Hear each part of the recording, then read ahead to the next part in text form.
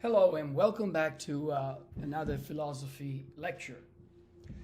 In this lecture, I will explain some fundamental concepts concerning moral nihilism. Before I talk about nihilism in more detail, I wanted to point out that there are two levels of discussion in ethics that typically philosophers refer to as first order issues and second order issues. The first order concerns issues, moral issues within morality. For example, what sorts of things are right and wrong and why, questions about how we determine the rightness or wrongness of certain acts. The second order studies issues about ethics as opposed to within ethics. So, for example, it studies questions that have to do a lot to do with metaphysics and epistemology, for example. Question would be, what is morality? Is there such a thing as morality? Are there moral values? How do we know that they exist? So moral nihilism pertains to the second order of ethics. Now, when we think about what sorts of things are right or wrong and why, some people take either of the following two attitudes. The first one is what we might call anti-realism. Anti-realism, to give you an example what that means, think about the sciences: biology, physics, chemistry, history, psychology, economics, and so forth. These are objective in the sense that they study real objects or real events whose existence is completely independent of our minds and our theorizing them. But the anti-realist says ethics is not on the same level, because ethics does not and cannot study objective and mind-independent objects. For example, moral values, moral truths, moral duty. All these things do not exist as separate from our theorizing. Now, moral nihilism would agree with number one, with anti-realism. And it would contrast and it would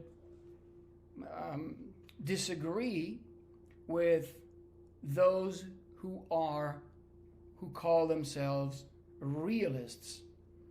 Realism is the idea that just like science studies real things and events that are mind independent and independent of our theorizing, so does ethics. Ethics studies values and norms and duties and so forth.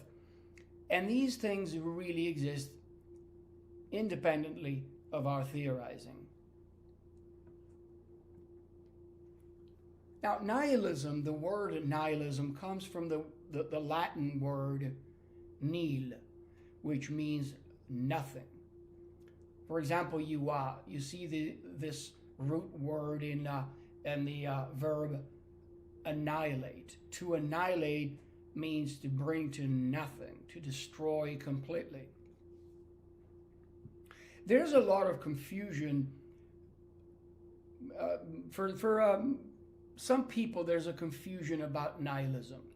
When I explain nihilism to my students, for example, they immediately, when I say the word nihilism, immediately some students say, "Oh, nihilism is the view that the universe has no meaning."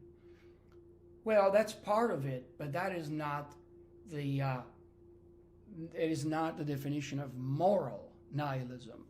So, in order to be clear, I want to say that there are at least 6 types of nihilism or nihilisms, 5 of which are irrelevant to this lecture. They might be interesting, but they're not relevant.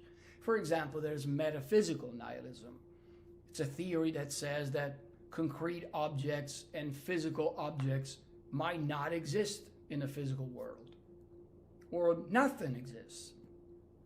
There's epistemological nihilism that says knowledge does not exist, or it might not exist, and human beings are not able to acquire any knowledge. There's mereological nihilism, which says that objects with proper parts do not exist. What exists in the universe is only basic building blocks without parts. So, for example, in the world we experience tables, but there are no such thing as tables. Then there's also the most popular version of nihilism, which is existential nihilism. That is the theory that says that life has no meaning, no intrinsic meaning, no value, etc. Possibly introduced by Nietzsche and Camus and all the existential philosophers, going back as far back as you want. There's also political nihilism, which is the rejection of social structures, social and political structures like the government, the family, the law, etc. So we're not interested in those 5. We're interested in number 6, moral nihilism. This is what this lecture is about. Moral nihilism is simply defined as morality does not exist. But what does that mean? It means nothing is right in a moral sense. Nothing is wrong. Nothing is morally good. Nothing is morally evil. There are no moral duties or obligations. There's nothing praiseworthy or blameworthy. Okay? So this means that moral nihilism, as I explained earlier, is a form of anti-realism. Anti-realism meaning right, wrong, good, bad, values, truths, facts about morality are invented. They are fiction. It's like talking about movies. It's like talking about Star Wars. Okay, we can make sense of Star Wars. We can say the protagonist does this and that, but it's just fiction. There's nothing that corresponds in reality to these characters. And similarly, moral nihilism wants to say about ethics, about morality, that there's no such thing that corresponds to rightness and wrongness, any moral properties, any evil or good or bad.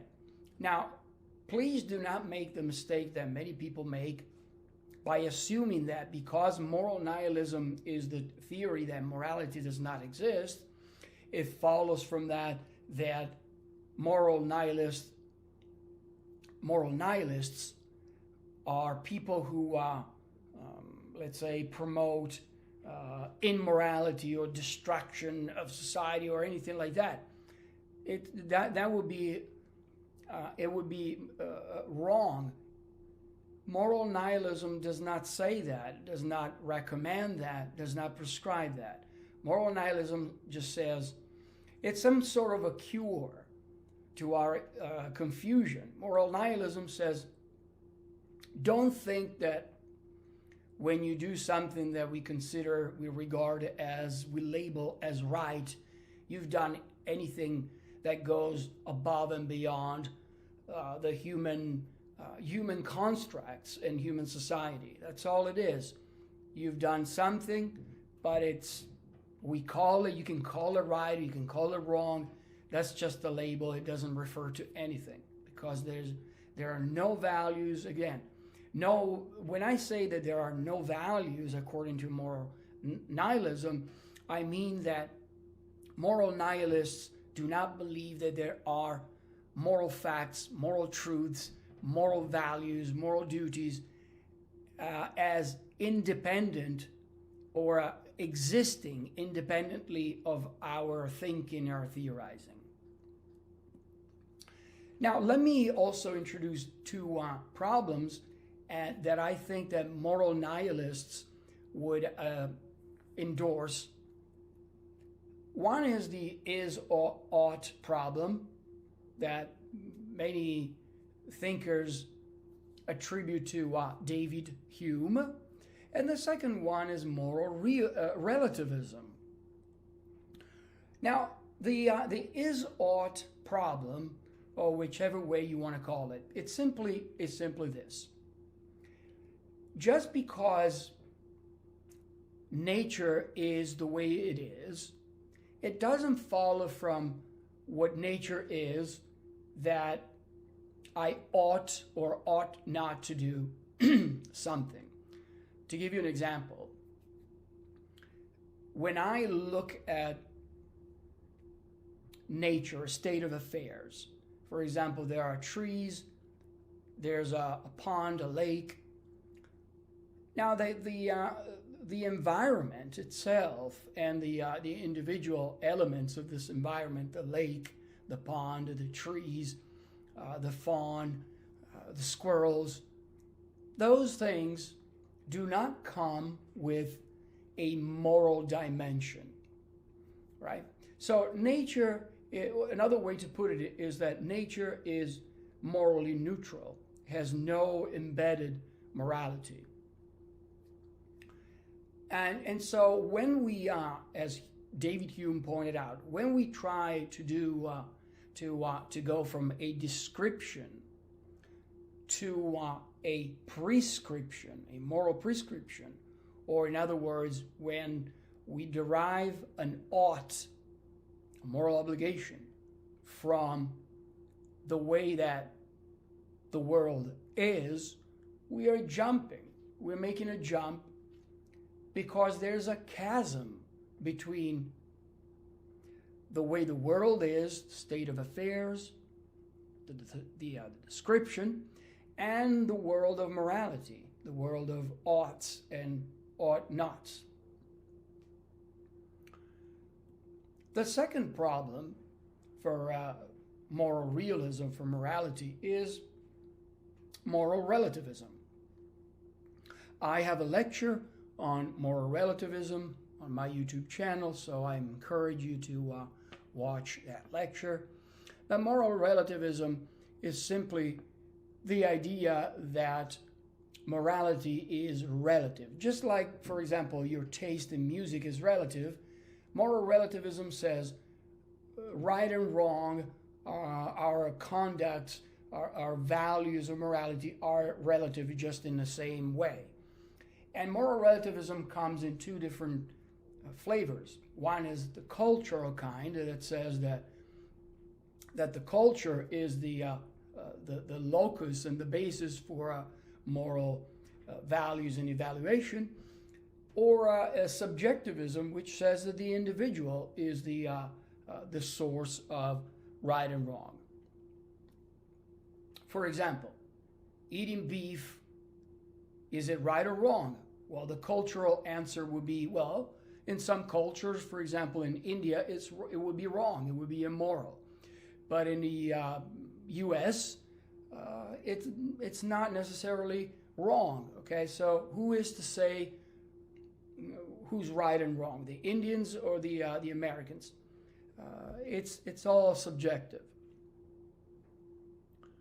Great. Now that I talked about David Hume a couple of times, I want to start with David Hume because I think that it is fundamental to our discussion of moral nihilism. David Hume wants to show us that unlike many other ethicists in the past, Say, take for example Aristotle or Plato, or even Immanuel Kant, but of course Kant comes later. But the point is that many ethicists argue that morality has a lot to do with rationality, and what we do, our actions, are perhaps informed by reason. Hume, however, wanted to demonstrate that morality has nothing whatsoever to do with rationality. And when we make moral decisions, reason is not part of our decision. As he famously states, is that reason is the slave of our passions, our feelings. So in a famous passage in the A Treatise of Human Nature, Hume says, take any action allowed to be vicious. Willful murder, for instance. Examine it all in all its lights and see if you can find that matter of fact or real existence which you call vice. You never can find it till you turn your affection into your own breast and find a sentiment of disapprobation which arises in you towards this action.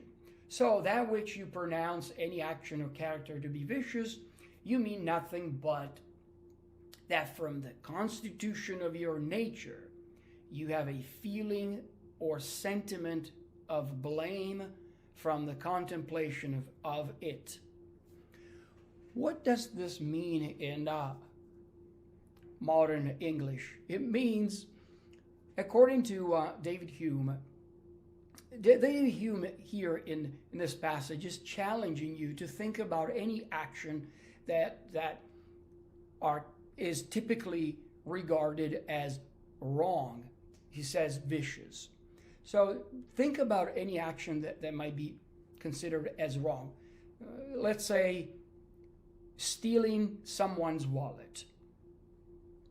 Now, Hume says, I know that you're thinking that that's wrong, but can you please demonstrate to me why it's wrong? What is wrong about it? What makes it wrong? Where is the wrongness? Now notice that this is very clever, by the way, because notice that when you put the question that way, it's very difficult to answer what makes stealing someone's wallet a wrong, morally wrong action, an immoral action. And the typical answer is, well, it is wrong because the wallet doesn't belong to you. The problem with that answer, Hume would observe, is that it's not the correct answer to the question. Because the question, notice, the question is, what makes an action wrong? What makes your stealing or my stealing your wallet immoral or wrong? And the answer cannot be, it's wrong because it doesn't belong to you. I didn't ask you whether that belongs to you or it doesn't belong to you. I asked you what makes it wrong. So the question cannot be, well, because it doesn't belong to you. Now, if you don't see why this is not a good answer, think about it. If Hume would have a follow-up question, why is it wrong to take something that doesn't belong to you? What would be your answer then? You would have to say, well, it's not wrong because it's not yours, and you're going in circle. Now, another answer could be, well, look what happens. When you steal someone's wallet, that person then becomes sad, upset, nervous, angry. Okay, but then the question again, the answer does not answer the question. What makes it wrong? And if you say, well, what makes it wrong is the fact that a person becomes angry or sad, right? You steal my wallet and I cry. But then you cannot say that my stealing your wallet is wrong, but you would have to say that my stealing your wallet makes you sad. But it doesn't show me that it was wrong in a moral sense. Okay? So why do we talk about right and wrong? Well, according to Hume, this business of right and wrong arises when you turn into your own breast, as he points out, which means when you think about your feelings, how do you feel about it? How do you feel about a person who steals your wallet? You don't feel very good about it. So you say, ugh, I don't like that. That's what morality is. There's nothing rational about morality. You cannot analyze the stealing of someone's wallet into a logical structure and demonstrate that it is wrong. Rather, what you can do, and the only thing that you are able to do, and what's available to you, is your feelings. We feel bad about certain things, we call them wrong. We feel good about certain things, we call them right. So, morals, morality, right, wrong, are not derived from reason. They're derived from the experience of people and our feelings of approval or disapproval. The human psychological makeup, Hume would say, is similar, so moral judgments tend to be similar. And consequently, right is the only idea of right, moral right, is whatever is conducive to social cohesion. Now, this is important for moral nihilism. It starts a long tradition of moral nihilism. Of course, Hume is concerned about psychologically what motivates people to do what they do, and to demonstrate that our moral decisions, our moral talk, our moral language has to do with psychological dispositions given our nature. Later on,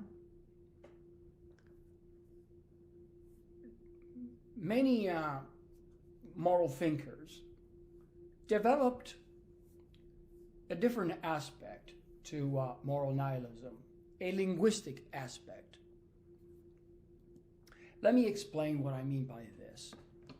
So, for simplicity's sake, let's say that there are two forms of moral nihilism.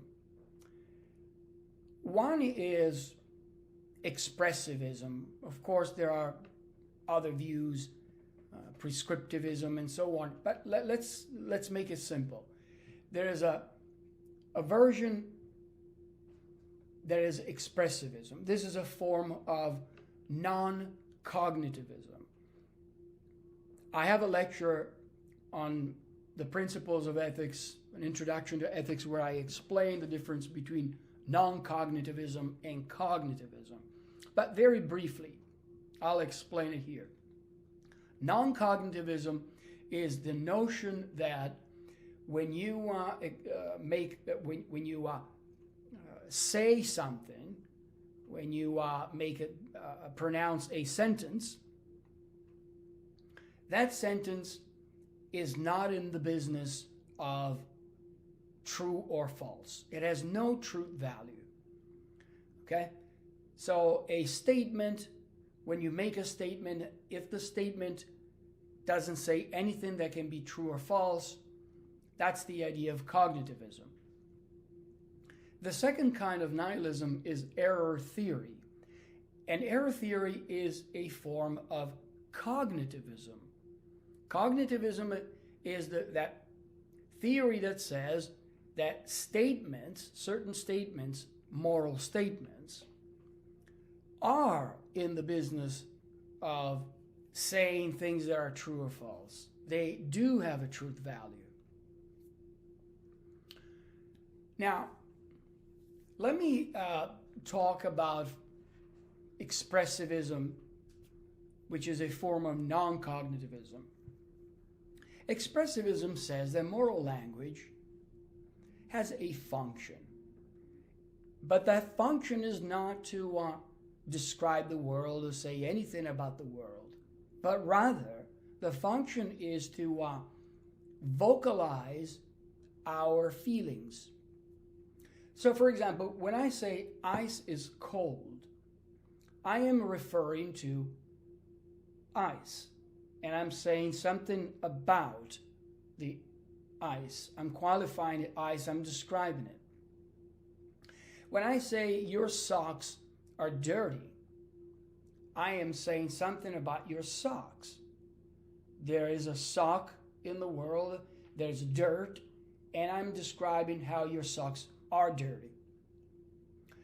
But when I say the line is wrong, you see that the grammatical structure is similar. But when I say the line is wrong, the subject line is not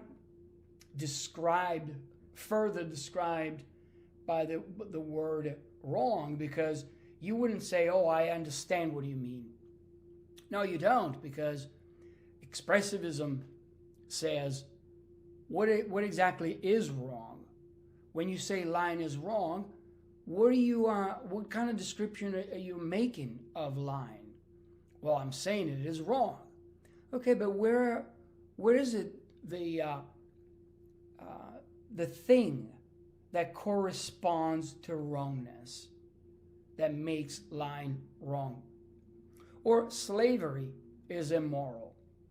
Well, you're not really describing or defining slavery. You're saying something about slavery that is very obscure. What does that mean, immoral? Well, it means that it's wrong. But what does that mean, wrong? It means that it's immoral. It means that something, it's not really clear what that means. So in other words, expressivism, a form of which is called emotivism, which was proposed by the British philosopher A.J. Ayer, is the following. Let me try to explain it. You say stealing is wrong. Now, Ayer would say, I understand stealing, the word stealing, but what do you mean by wrong? So, in fact, Ayer, in a famous quote, which, by the way, resembles a lot the quote that I read earlier by Hume. Ayer says, you acted wrongly in stealing that money. If I say to someone this, you acted wrongly, I am not stating anything more than if I had simply said, you stole that money. So when you add that stealing money is wrong, Ayer says, you're not making any further statement about it. I am simply evincing my moral disapproval about it. If I now generalize my previous statement and say, stealing money is wrong, I produce a sentence which has no factual meaning. That is, expresses no proposition that can be either true or false. All right, let me try to explain the argument behind this madness. Let's put it this way. There are two types of statements. I explained this, by the way, in a lecture, my introduction to logic. So in that introduction, I explain and I give examples of the distinction between analytic and synthetic. But very quickly, when we say that a statement is analytic, we mean that that statement is true by definition. An example of this would be the classical sentence, a bachelor is an unmarried man. Notice that the phrase unmarried man is the very definition of the subject, okay? Or if you want to put it technically, the predicate, unmarried man, is the very definition of the subject. So in other words, when you say something like a bachelor is an unmarried man, you're saying something analytic in the sense that you're just describing, well, actually not describing, you're defining what the subject is. And so, as you can see, this sentence, or any analytic sentence, is true by definition. Another example would be all triangles have three sides. So you're not saying anything new, anything special that is not already contained within the meaning of the subject, triangles. On the other hand, the synthetic statements, if they are true, they must be true, I like to say, by accident. For example, my uncle likes pizza, and the fact that he likes pizza is accidental. That's the way it is. Notice that it is possible that my uncle will in time change his mind and no longer like pizza. On the other hand, a bachelor is an unmarried man now, and it will always be, because that's what we understand of as a meaning of bachelor, a man who's not married. Now, what about moral statements? Well, moral statements, it seems clear, that are not analytic statements, because an analytic statement would be something that is self-evidently true by definition. For example, it's true by definition that all triangles have three sides. It's true by definition that all bachelors are unmarried men. But is it true by definition that slavery is wrong? Well, if it is, it's not by definition, because the term wrong is not synonymous with the term slavery, or it does not define slavery. So we know that moral statements cannot be analytic. So even if it's true that slavery is wrong, it's not true by definition. Otherwise, it would be easy to determine the rightness or wrongness of slavery just by buying a dictionary. The problem now is that moral statements cannot be synthetic either. Think about it. A synthetic statement, such as the one I already used, my uncle likes pizza. See, the act of liking pizza describes something about my uncle that happens to be true, at least right now. It might change. The problem is this, you see, that synthetic statements are statements that can be verified. Verified how? At least potentially verifiable. A statement like my uncle likes pizza is true or false, depending on what corresponds to that statement. So my uncle likes pizza, it means that there's an uncle, my uncle, and there's pizza, and this uncle likes pizza. How do we know whether it's true or false? We ask my uncle.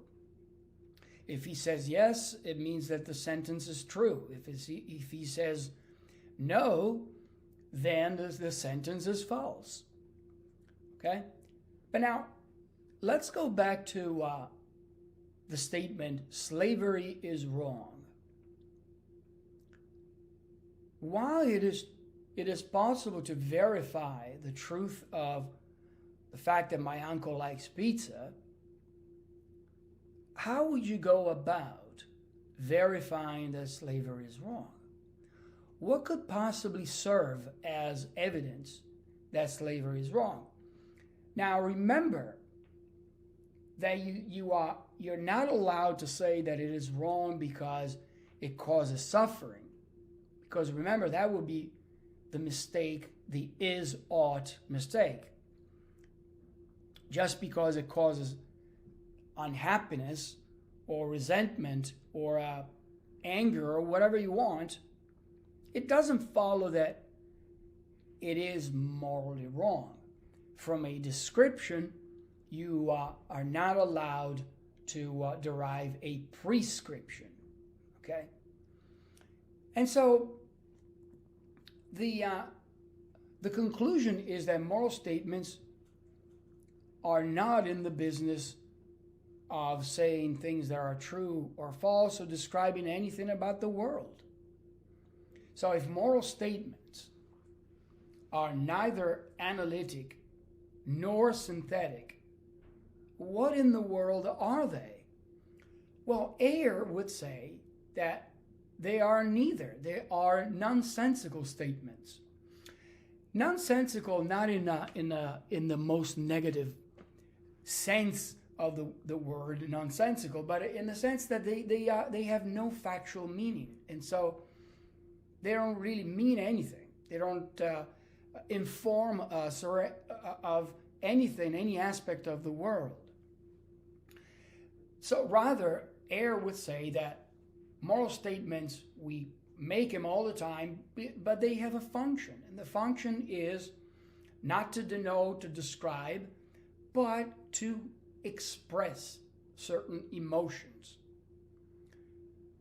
Why is that? Well, again, because as I said, according to moral nihilism, this form of moral nihilism, all forms of moral nihilism, the nihilist denies that there are moral properties, there are moral truths, there are moral facts that correspond to our statements. Now you can say, well, but there are. But the moral nihilist is going to say, please demonstrate it to me. Show me these truths. Show me these facts. And remember, you cannot show the moral fact just by describing slavery. Oh, look at slavery, or look at abortion. You can only describe what they are, but you cannot show the wrongness or the rightness.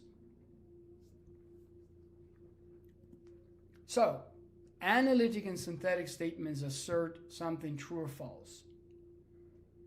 Only analytic statements or synthetic statements do that. But moral statements are neither analytic nor synthetic. Therefore, it follows that moral statements do not assert anything true or false, but rather they express feelings. For example, when you say, "You make me sick," this is an assertion that can be true or false. But if I say, "I vomit," or I show you, I text you an emoji to your cell phone, the emoji that shows the little yellow face with green vomit coming out of his mouth, well, that image is an expression of disgust. But the image itself is neither true nor false. It would be absurd to say that image is true. Or if I say I'm in severe pain, again, I'm making an assertion that can be true or false. I can say, yes, it's true. I feel I'm in pain. On the other hand, if I say, ouch, my saying ouch, the word ouch, it's neither true nor false. It has no truth value. And if you ask, but what does that mean then? It doesn't mean anything. It's just a sound that expresses my feeling, namely my feeling of pain and suffering. This is what moral language is about, according to expressivism. Nothing more, nothing less. Now, the next version of nihilism is the error theory. The error theory, remember, is a cognitivist theory. Namely, it says moral language does have a truth value. So error theory says, yes, I agree with the expressivist, the non-cognitivist, that there are no moral properties, there are no moral truths, there's nothing moral out there. It's just a name that we use. However, when people make moral statements, it is false that they don't mean something true or false. No. When I make a moral statement and I say you did something wrong, I am not using that sentence to express my feelings, but rather I'm using that sentence to mean that it is true that you did something wrong. However, because, as I said, there are no moral properties or truths or facts, then guess what? Those moral statements, I make those statements in order to say something true or false. But because there are no moral properties or facts or values, then all moral statements that people make are all false. Hence the name error theory. Okay, so moral value, truth, duty, facts do not exist. Therefore, when we speak morally, we err. We make errors. That's the idea of moral, of the error theory. Now, Mackey, J.L. Mackey, which is one of the proponents of the error theory, has two arguments to demonstrate that morality is just a fiction. It's nothing but a fiction. There are no moral values or duties or facts or truths. These two arguments are moral relativism and the argument from queerness. Moral relativism, as I already mentioned, and as I recommended watching my video on moral relativism, is the doctrine or the theory that says that morality is relative. So Mackey would use this as evidence that there are no moral values. Mackey just observes there is so much variation in moral judgment and moral value and among cultures. So what makes you think that there are objective moral values? All right, so this is the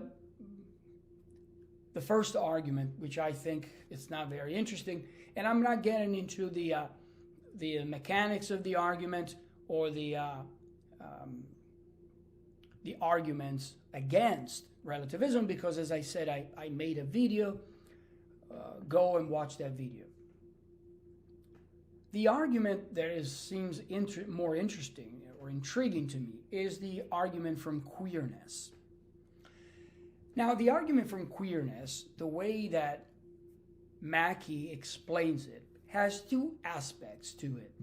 One is epistemological and the other one metaphysical. Epistemological because Mackey asks this question. Suppose that the moral realist, what is a moral realist? Is a person who believes that moral values exist independently of our theorizing, that moral truths therefore exist, that moral norms exist, values, norms, and duties, etc. They do exist. They are independent of our theorizing. Now, Mackey says if all these things about morality do exist, tell me, how do we know that they exist?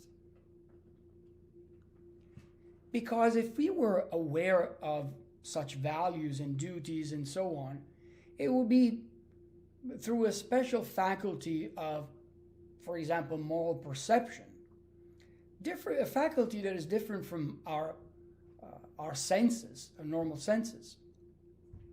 You wouldn't say that moral values, if they exist, they are physical objects. But if they aren't physical objects, how do you know that they exist? Now, here's an interesting rebuttal. A moral realist might say the following: don't you know about modern physics? Don't you know that modern physics talks about quarks and subatomic particles of all kinds, the spin, and all sorts of weird things? We don't see them, okay? We don't see them, but nevertheless, we know that they exist because somehow we have experiments. Well, Mackey would respond, well, that's very well and good. You have the Hadron Collider, you have experiments, you have mathematical frameworks. And so you can justify the existence, or prove, if you like that word, the existence of such entities as quarks and other subatomic particles. But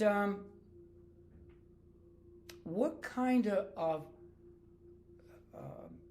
strategy or technique do you expect to use in order to detect and determine the truths, the existence of moral values? You certainly are not going to use mathematics. You're not going to use science. Well, you might, maybe someone might say, yes, you can use science, but how? How can you experiment? What kind of experiment can you set up in order to detect such values, if they really exist? So, you see, moral problems are not solved by sitting down and thinking. If you say to someone, I think you did something wrong, and this person asks you, how do you know that it's wrong? Because I had a moral intuition. Now, this person has a legitimate argument by asking you to prove that your intuition, in fact, corresponds to a reality that reveals a world of moral truths and values. You might say, yes, of course it does, but you're not going to be able to show it to anybody. So at the end of the day, even if the entities in question, moral entities like values, duties, properties, truths, even if they did exist, Mackey would say, how would you know that they existed? So even if they do exist, we don't know how to detect them. They would be very strange, very queer, very crazy entities. And in any case, what do they do for us? Now, the second aspect, the metaphysical aspect, is that if all these properties that I've been talking about, the truths, properties, value, duty, etc., existed, if rightness and wrongness really existed independently of our theorizing, well, they would have to be very weird. Well, to use Mackey's language label, they would be very queer properties, very different from atoms and protons and electrons and quarks, very different from those. We never found such properties or values or truths. How do you expect me or anybody to believe that they do exist? So even if they do exist, I don't see how they add anything to our moral lives. Because certainly, even if they do exist, suppose that they exist, what do they do for us? Here we are, right now. There's a moral disagreement. And even if these moral values existed, in what way would they help us guide our actions and determine rightness from wrongness? You can say, well, you have to be careful and listen to them. How do you know that you are really detecting them and understanding them? Furthermore, if they really existed, and they would not be the sort of natural thing or things that we see in described by the physical sciences. So how would they connect to nature?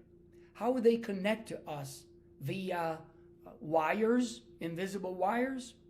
What's the relation between the property of wrongness or rightness and a wrong or a right act? See, so error theorists like Mackey say that there's no possible way that morality is a real thing. Even if it is, we would never be able to know, and certainly metaphysically, ontologically, these properties of rightness and wrongness and values and duties and truth, they are, even if they were real, they would not be real in the sense that we can detect them ever, or real in the sense that they add something to our lives, that they do something, they contribute anything. It's like, say, there's an invisible elephant in this room, but it doesn't make sounds, it doesn't smell, no odors, no sounds, no odors, no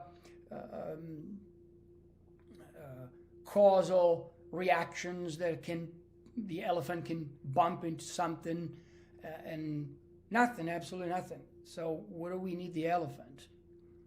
Why do we need the elephant? Let's just say that it doesn't exist, because for all intents and purposes, it doesn't exist. It's not there. It's a figment of our imagination. Now, the question, of course, would be for Mack and for all the moral nihilists, why do we do morality? Why do you, as a moral nihilist, think that morality is important? And the answer, of course, would be, the very simple answer would be, because it's convenient. It's convenient for social cohesion. It's convenient because it makes society run smoothly. Right? Now, of course, one might reply, why should we care? After all, you wouldn't say that we should care because there is an objective moral value that it is good to care about social cohesion. But I guess this is some thought to ponder and a thought for another discussion. And at this point, I have to say that's all. And I'll see you in the next lecture, perhaps. Thank you for watching.